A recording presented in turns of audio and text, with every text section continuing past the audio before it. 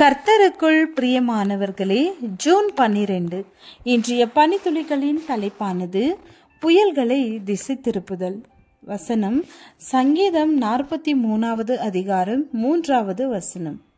உமது பரிசுத்த பர்வதத்திற்கும் உமது வாசஸ்தலங்களுக்கும் என்னை கொண்டு போவதாக.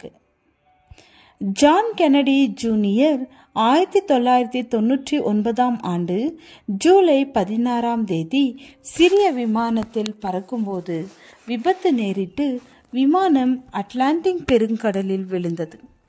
விபத்திற்கு காரணம் பாதை சரியாய் தெரியவில்லை என்று வழக்கமான குறைபாடுதான் என்று கண்டறியப்பட்டது.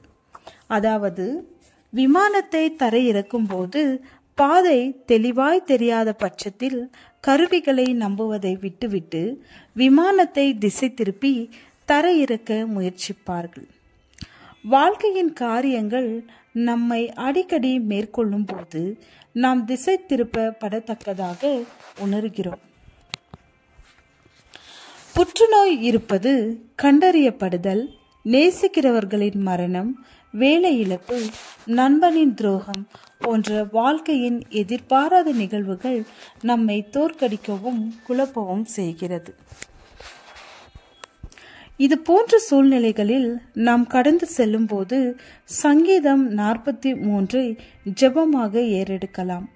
இந்த சங்கீதத்தில் சங்கீதக்காரன் தீமையினாலும் அநீதியினாலும் சூழப்பட்டவராய் தோல்வியின் பாதையில் தொலைந்து போனவராய் உணர்கிறார். விரக்தியில் சங்கீதக்காரன் தேவனுடைய வழிநடத்துதலை சார்ந்து தான் அதிகம் விரும்பும் தேவனுடைய சமூகத்திற்கு பத்திரமாய் தன்னை திசை திருப்பும்படி விண்ணப்பிக்கிறான். உமது வெளிச்சத்தையும் உமது சத்தியத்தையும் அனுப்பி அருளும். அவைகள் என்னை நடத்தி உமது பரிசுத்த பர்வதத்திற்கும் உமது வாசஸ்தலங்களுக்கும் என்னை கொண்டு போவதாக. அப்பொழுது நான் தேவனுடைய பீடத்தண்டைக்கும் எனக்கு ஆனந்த மகிழ்ச்சியாயிருக்கிற தேவனிடத்திற்கும் பிரவேசிப்பேன். தேவனே, என் தேவனே, உம்மை சுரமண்டலத்தால் துதிப்பேன். தேவ சமூகத்தில் தன்னம்பிக்கையும் மகிழ்ச்சியும் புதுப்பிக்கப்படுவதை சங்கீதக்காரன் அறிந்திருக்கிறான். வழி நடத்துதலுக்கு சங்கீதக்காரனுக்கு தேவைப்பட்ட கருவிகள் யாவை?